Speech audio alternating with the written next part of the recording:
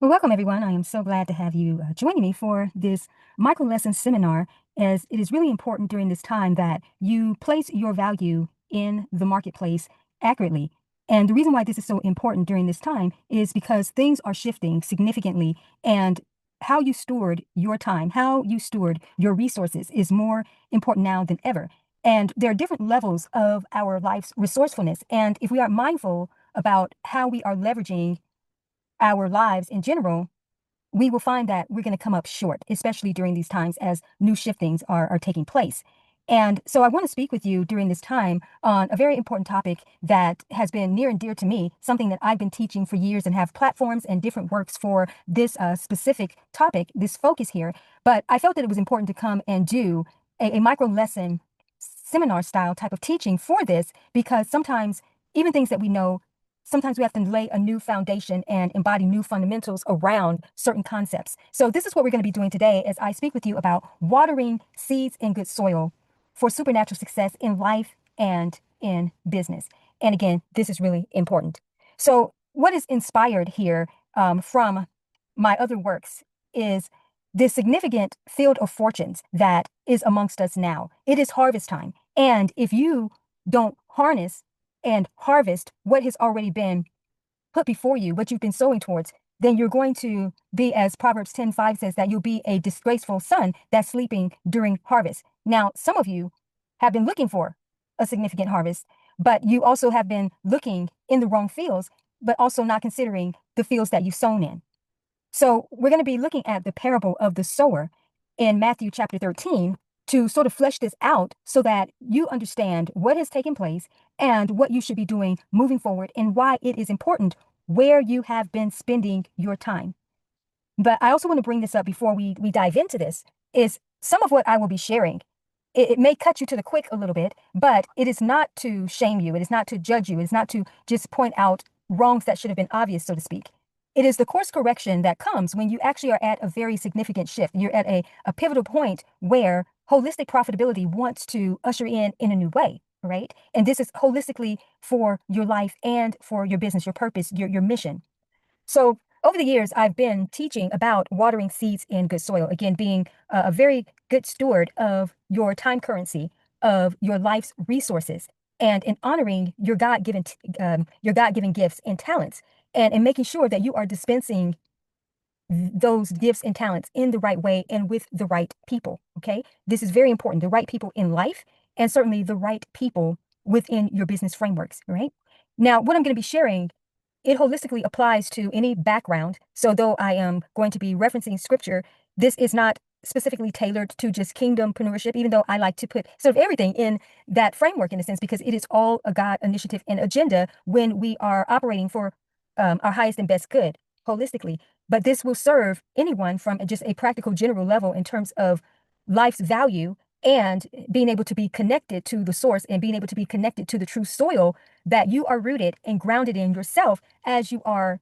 helping others, or you are putting your services out into the world. So what I want to focus on during this time is the different levels of where seeds fall. And what is seed actually?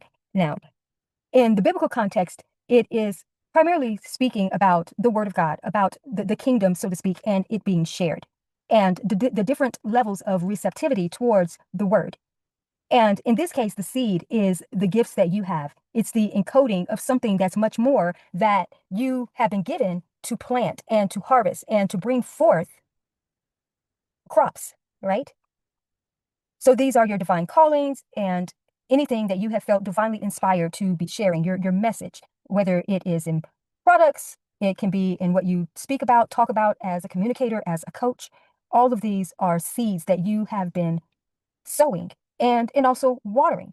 But what's important is the ground in which the seeds fell and what you have been, again, giving your time and energy to, because this is going to determine the level of what your harvest is and also what your harvest will be. So I'm going to encourage you to take notes. This will go by fairly quickly, but I do find that it's important or helpful to individuals when they do jot down some of the ahas that initially come to them from what I'm going to be providing. So I'm going to invite everyone to take a nice deep breath, please.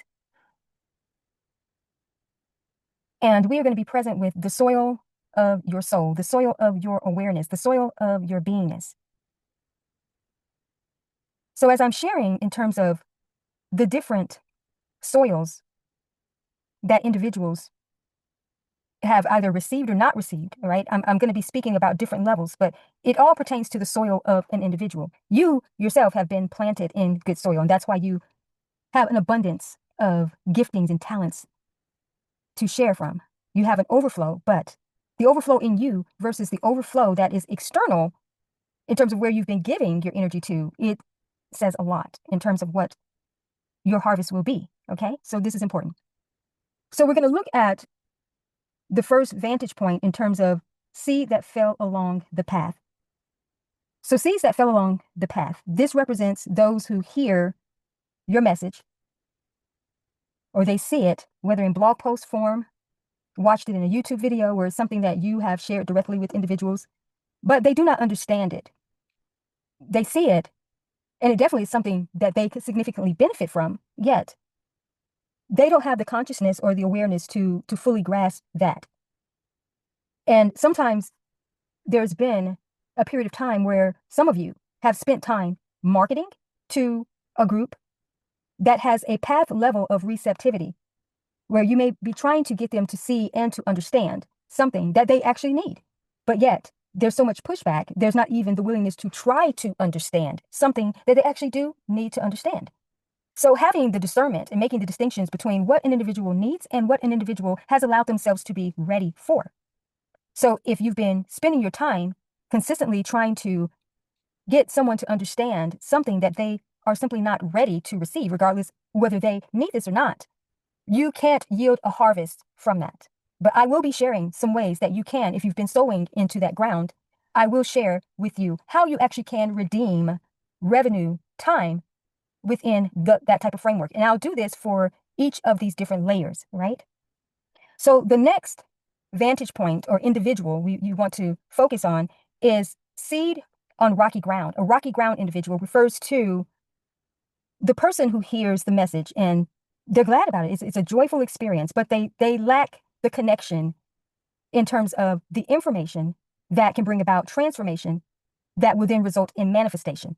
So they lack true understanding and also the commitment. They won't be dedicated. They're happy about it. It's much like when the word says that the spirit is willing, the flesh is weak. So they're excited about it. They know this is right. They know, yes, the potential is there, but they won't execute. No implementation or execution will take place. It doesn't go any further than them just receiving it, happy, excited, right? And so you can see that even in your marketing, so to speak. Sometimes when you put things out, even on social media, and you see people who are excited, they're happy, they even say, this is exactly what I've been looking for, or so. They put things in the comments, and yet there's no connection to conversion. And not because it's something that you're not doing. It's just that they themselves aren't ready for that. In a lot of my teachings around this, I talk about the individuals who are curious but not serious. And you definitely want to focus on individuals that are serious. And I can already sense that some of you are thinking, well, how do you really know this? Because there's a mixture of individuals that you're going to get anyway when you're putting things out on social media or you're talking to individuals. And I'm going to speak to that more so after I finish going through this, but I could sense that there is that pondering around this specific. So let me talk more about seeds among the thorns. This symbolizes those who hear and see, your message, but they are so easily distracted by various things, their own concerns, other people's perception around something. So they don't have the commitment. They're not ready to invest in their growth. And before I share about the seed on good soil, on good ground, so to speak, the reason why these first three are important to focus on is because this is the part where you simply can't yield a harvest. But what you can yield is wealth of wisdom. And so this is where you can actually turn your experiences into wisdom offerings, where what you've learned by investing your time in areas that were not going to be as beneficial, you can help others. And so there are products that you can create that will help to be those primers and empowerment for other individuals. And that is a way that you actually can start to redeem some revenue time around these particular focuses if in fact you find that you've been spending time with groups or marketing in certain areas where it isn't yielding you the results, okay? Now, this is about achieving supernatural success in a very holistic way as it relates to your life and your business. And though I've been spending a lot of time talking more so about the business aspect, here's where your life plays a major part. Because a lot of how you show up in life is also how you show up in what you do in business as well. So if even in your waking life, your everyday life, you are investing time in activities or individuals that are not being receptive to what it is that you bring to the table, then in fact, that will play a significant part in how it affects you energetically and vibrationally within your business, within your mission. So your life and business often will mirror each other. So you want to look at your life currency, your life stewardship, and see what have you been giving time and energy to who that has path or rocky ground or thorn receptivity. Who is dishonoring what you've been sharing? Or who has been in your vicinity, so to speak, that is a person they're planted in a field, and you are the good field where they should be prospering, but they're not. And when I say prospering, I'm not speaking in terms of materialistic wise. I mean soul wise and personal growth wise. Because this plays a significant part, whether it's family members, whether it's colleagues, friends, so to speak. If there are people who are still lagging behind in their evolution and they are in your world in a much more chronic way, there are shifts that need to be made. And no, this is not about you being right, you trying to control individuals and push them to be something more than what they are allowing themselves to be. No, this isn't about that. But what it is that your attention to them and the way that you are with them has to significantly shift, especially for this next level, okay? So looking at these different levels in life and in business, looking at your activities, looking at who you've been spending your time with, what you've been giving your time to, also discerning what are areas you have sown in that would take a certain amount of time for a harvest to be yielded. So this is not something that, okay, maybe you did it for 30 days and now you're expecting, something miraculous to happen, that it could. But sometimes when we have areas that would take a longer period of time, sometimes the supernatural works in a very different way, meaning something that maybe would take a year would then happen maybe within 3 months, but typically not in a day or a weekend, okay? It could happen, but I'm saying typically because of how we are here to learn, grow, and evolve, there will be that space of time where we're able to see something significant happen, where we've put our hand to the plow and it happened in a more accelerated way than versus some overnight success, right? Now, some of you have been doing things for years, and there is a way to redeem the revenue times, within those types of frameworks, so to speak. And the reason I'm going to say frameworks is because like a time frame, so to speak, that you're looking for something and you're not seeing it yet, and you know that you've invested time. And so I'm going to speak with you about how there's a unique metamorphosis that's been taking place. And you have to be aware when the seed has fallen into cocoon soil.